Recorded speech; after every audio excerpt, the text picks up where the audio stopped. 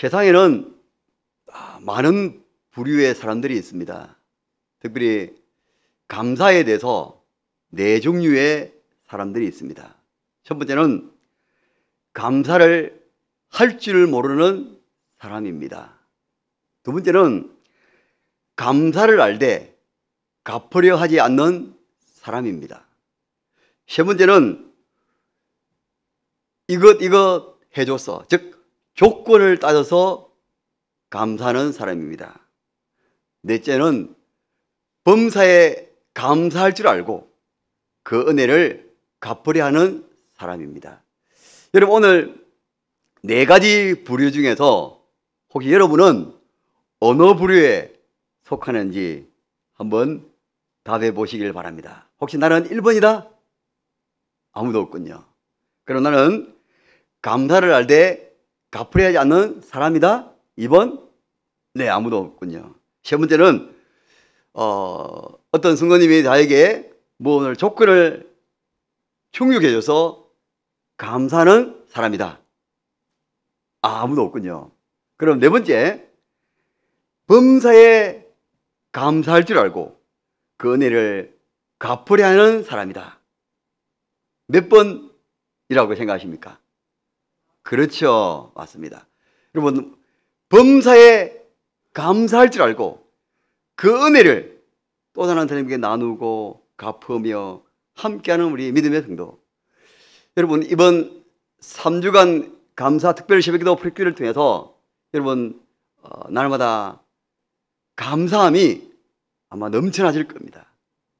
원망과 불평보다는 오히려 더 감사가 넘쳐나서 정말 어떤 성도님의 그 카톡에 보면은 절대 감사에 볼 때마다 절대 감사해야 됐구나. 이런 일에도, 안 좋은 일에도, 힘든 일에도, 또 굳은 일에도, 또 정말 힘든 아픈 일에서도 감사해야 됐구나 라고 늘 다시 한 번 더 깨닫게 되어집니다. 여러분, 몇 주 전에 우리를 향하신 하나님의 뜻이라고 목사님 말씀 여러분 기억하실 것입니다. 항상 한번 해보겠습니다. 항상, 아니 그 다음 있잖아요. 항상, 그렇죠. 쉬지 말고 범사에, 그렇죠. 항상 기뻐하고 쉬지 말고 기도하고 범사에 감사라. 이것이 그리스도 예수 안에서 너희를 향하신 하나님의 뜻이라고, 우리를 향하신 하나님의 뜻이라고 우리에게 말씀을 전해 들었습니다. 여러분, 우리가 그 말씀을 들었을 때 항상 기뻐하고 쉬지 말고 기도하고 범사에 감사해야 됐구나. 지난주에는 감사 충만과 성령 충만함으로 살아있다. 그 말씀을 통해서 우리가 도전을 받고 다시 한 번 더 깨닫게 되었지 않았습니까? 특별히 우리를 향하신 하나님의 뜻 가운데 설교 노트 중에서 이런 말씀이 제게 와닿았습니다. 감사 안에 사랑이 있고 감사 안에 평화가 있습니다. 감사 안에 기쁨이 있고 감사 안에 행복이 있습니다. 감사 안에 치유가 있고 감사 안에 회복이 있습니다. 여러분, 이 말씀 기억하십니까? 네, 그렇겠죠.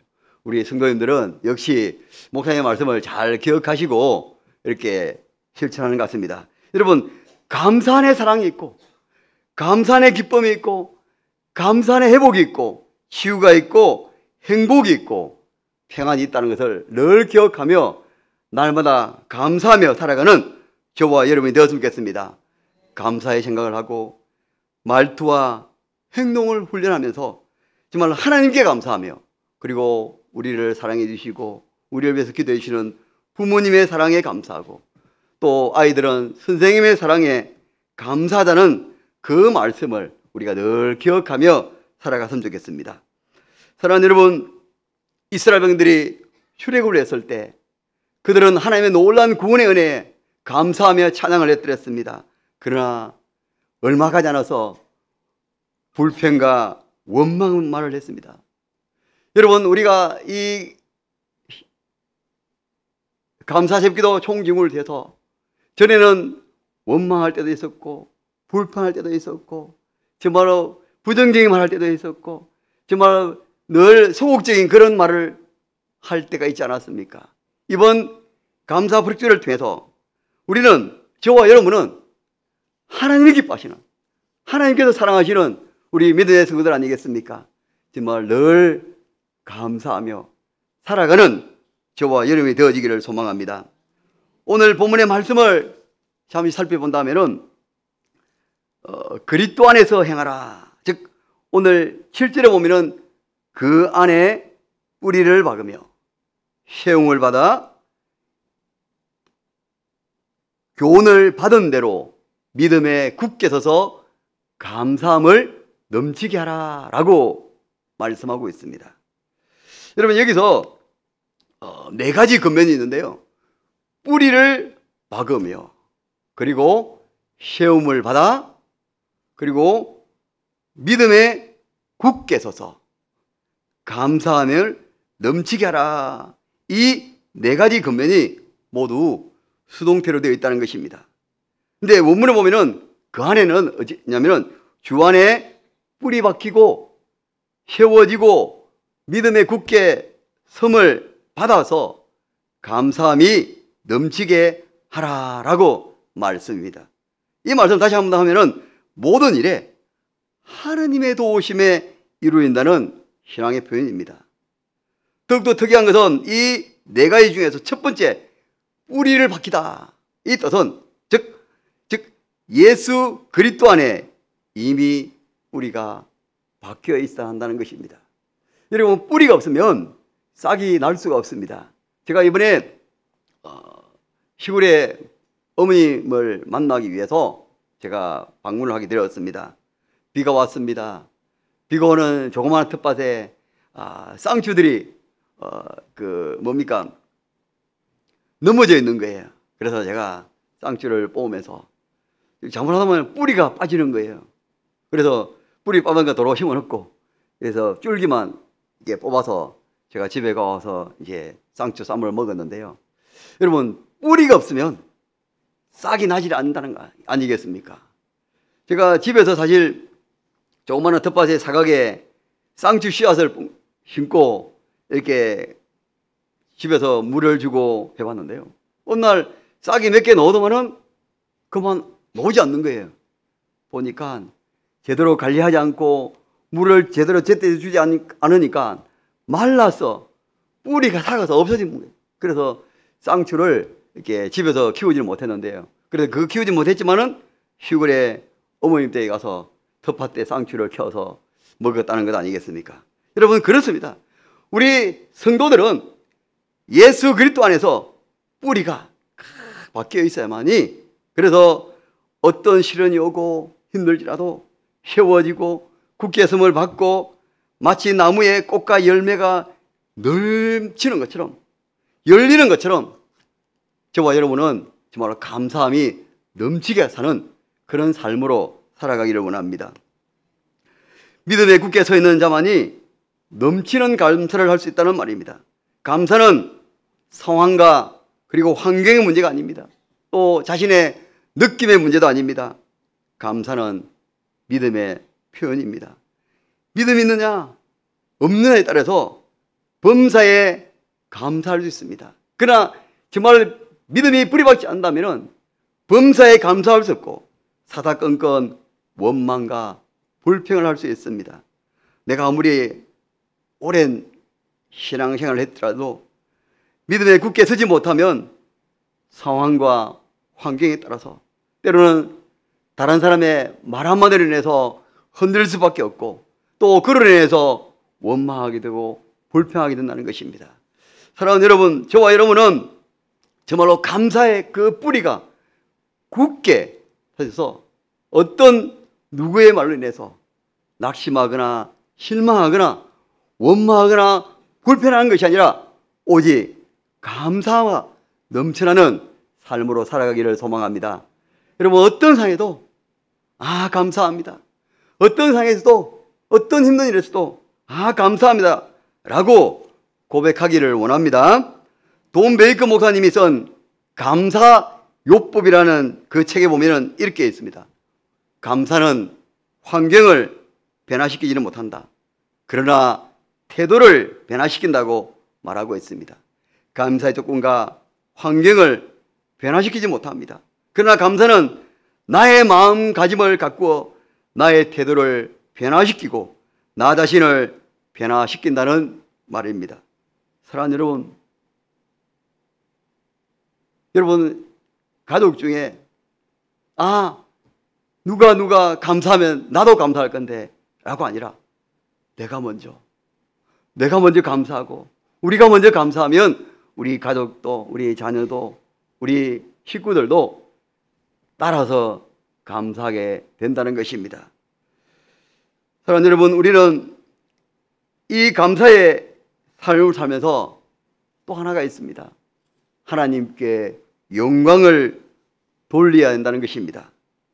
여러분, 우리가 하나님께 영광을 돌린다. 어떤 일을 했을 때 하나님 감사합니다, 하나님께 영광을 돌립니다 라고 여러분 고백하고 있지 않습니까?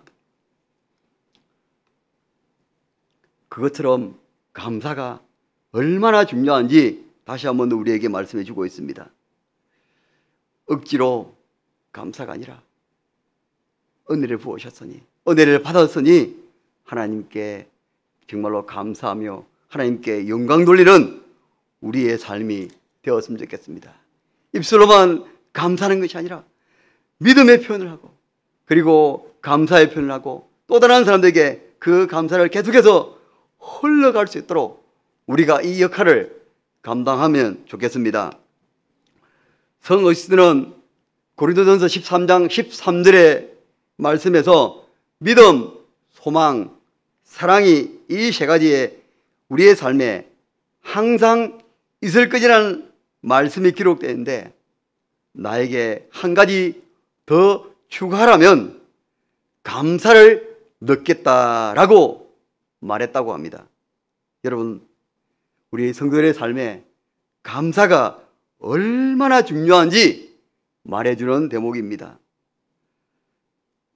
누가복음 17장에서 보면은 예수님께서 그 10명의 나병 환자들이 주 예수의 다윗의 자손이여 나를 불쌍히 여겨달라고 그렇게 부르짖을 때 예수님은 나병의 치료를 받고, 그리고 그 10명 가운데 9명은 자기의 길로 갔습니다. 가족에게 갔고 자기의 나은 것을 알고 다른 사람에게 알리러 갔겠죠. 그러나 한 사람만이 예수님께 들어와서 영광을 돌리지 않았습니까? 예수님이 이렇게 말합니다. 일어나 가라, 내 믿음이 너를 구원하였느니라 라고 말씀하지 않았습니까? 그 나병 환자가 그 나병을 고쳐볼 뿐 아니라 그의 삶에 이제 하나님이 주시는 구원의 은혜가 임했다는 말씀 아니겠습니까? 사랑하는 여러분, 저와 여러분도 오직 이 한 사람 사마리아 사람처럼 우리가 어떤 상황에서도 다른 사람은 뭘 할지라도 우리 새물교회 성도님 한 사람 한 사람은 어떤 상황에서도 감사하며 살아가기를 소망합니다. 감사하며 감사가 넘치는 그런 삶으로 살아가기를 소망합니다. 미국의 유명한 야구 선수 팀 버크 이야기가 제가 2주 전에 금요 새벽에 잠시 언급했던 내용입니다. 제가 이 내용을 보면서 얼마나 저에게도 도전이 되었는지 모릅니다. 뉴욕 매치의 투수이고 그리고 구원투수로서 정말로 명성을 날린 유명한 야구 선수 팀 버크 이야기였습니다. 1987년과 88년 사이에 구원투수로서 가장 낮은 평균 자책점을 기록했습니다. 메이저리그에서 명성을 펼치던 그는 34세 한창 잘 나갈 때 갑자기 은퇴를 선언했습니다. 그가 받고 있던 연봉은 $200만 달러였습니다. 우리나라 돈으로 22억 원이었습니다. 그가 몸이 아파서 어떤 불펜에서 은퇴를 결심한 것이 아니라 그 은퇴한 이유가 매우 놀라웠습니다. 그는 5명의 아이들을 입양을 했습니다. 그 아이들을 돌보기 위해서 은퇴를 결심했다는 것입니다. 여러분, 5명의 아이들을 입양행까지 줬지만 그 아이들 한 명 한 명이 모두가 장애가 있었다는 것 아니겠습니까? 첫째는 한국에서 조산하고 태어나 심장에 구멍이 뚫려서 부모에게 버림받았습니다. 그녀를 수술시키고 딸로 입양했습니다. 둘째는 과테말라 남자아이로서 갑성선 문제가 있고 무엇보다 정신질환이 있는 아이였습니다. 셋째는 한국 여자아이로 태어날 때부터 오른손이 없고 심장에 문제가 있었습니다. 그리고 간질이 있어서 하루에도 수십 번 발작하기 때문에 부모가 버렸다는 소식을 듣고 데려와 입양한 아이입니다. 넷째는 다리에 장애 있는 베트남 남자아이로 길거리에 버려진 아이였습니다. 그리고 다섯째는 라이언처럼 가테말라에서 태어난 여자입니다. 이처럼 국적도 다양한 5명의 버림받은 아이들을 입양해서 장애를 치료해주고 수술하고 돌봐주고 그런 이 팀워크가 정말로 야구인으로서 앞으로 더 많은 명성을 날리고 돈을 벌 수 있는 기회였지만 그는 은퇴를 결심했습니다. 그 은퇴에 결심한 이유가 5명의 아이들을 위해서 우리는 불쌍한 이 아이들의 운명을 바꾸어 놓았습니다. 버크는 자신이 얻을 것은 이제 더 이상 야구장이 아니고 아이들과 장애인 아이들과 아내가 있는 가정이라고 느꼈던 것입니다. 남부모조차 돌보기 꺼려하는 버림받는 생명들을 대신 맡아서 돌보기 위해서 간중들의 환호와 인기 그리고 돈과 직업을 버린 것이었습니다. 버크는 자신을 찾아온 기자들에게 이렇게 말했습니다. 내가 없어도 야구는 잘 되어 나갈 것이다. 하지만 이 입양한 이 아이들 5명은 아버지를 필요로 합니다. 그들을 돌봐줄 사람은 나와 아내밖에 없기에 이 아이들은 아무도 돌봐주지 않으면 죽은 아이들일까요? 그러나 이 아이들을 키우면서 우리 부부가 깨달은 것은 오히려 이 아이들이 우리의 운명을 바꾸어 놓았다는 사실입니다.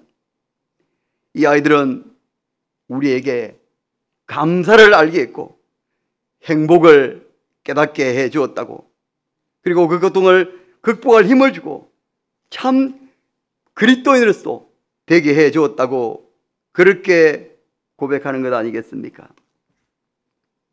여러분, 몇 주 전에 저희 교회 토요일 날 장애우 한 명을 데리고 왔었습니다. 5층의 카페에서 그리고 체육장에서 장애우를 제가 옆에서 케어하는데요. 얼마나 많았는지. 손을 비틀면서 그리고 공을 물고 그렇게 하는 아이를 보면서 이 장애 한 명이 한 명도 거두기 힘들었는데 5명이나 입양을 해서 치료해주고 수술해주고 돌봐주는 이 팀워크와 그 아내의 모습을 보면서 바로 예수 믿는 참 그리스도인의 삶이 되었구나 라는 것을 보면서 예수님의 사랑을 실천하고 있는 그들 부부의 모습에 은혜가 되었고 감동이 되었습니다. 사랑하는 여러분, 진정한 감사는 나눌 때 더 커지는 것이 감사입니다. 감사를 통해서 우리의 삶이 더욱 풍요해지기를 소망합니다. 기쁨과 은혜가 넘치는 삶, 사랑의 삶을 되어지기를 소망합니다. 죄로 인해서 멸망받아 죽을 수밖에 없는 우리를 구원하신 주님의 은혜에 감사하고, 이제부터 받은 은혜를 베풀고 나누며 살아갑시다. 우리 주위에 소외되고 병들고 문제 있고 어려움을 당한 사람들에게 바로 이 팀워크처럼 그리스도인으로서의 그 사랑을 실천하며, 조금이라도 실천하며 살아가는 저와 여러분이 되었으면 좋겠습니다. 이제 마무리하려고 합니다. 감사함이 넘치는 삶, 바로 그 감사와 나 혼자만 가지고 있는 것이 아니라 진정한 감사는 나누는 데 있습니다. 움켜쥐고 내 것이라고 혼자 가지려면 그것이 나를 문제 가운데로 이끌어가고 절망케 하고 상처를 가져다 줍니다. 그러나 받은 은혜를 나누고 또 나누면 갑절의 은혜가, 갑절의 하나님의 놀라운 축복이 되돌아와서 더 풍성해질 것을 우리가 기대하며 사랑을 베풀며 살아가는 저와 여러분이 되어지기를 소망합니다. 어릴 때 부메랑을 날린 적이 있었습니다. 이 부메랑은 제가 하늘을 날리니까 그 부메랑은 돌아오지 않았습니까? 그렇습니다. 감사는 나누고 또 나누면 결국은 우리에게, 나에게 되돌아온다는 것을 기억하며 정말로 진정으로 감사하며 또 그리고 감사함을 넘치며 하라는 이 말씀을 기억하면서 오늘도 날마다 감사가 넘쳐서 또 다른 사람들에게 흘러가고 나누어주고 함께 감사를 고백하며 살아가는 저와 여러분이 되어지기를 주의 이름으로 축복합니다.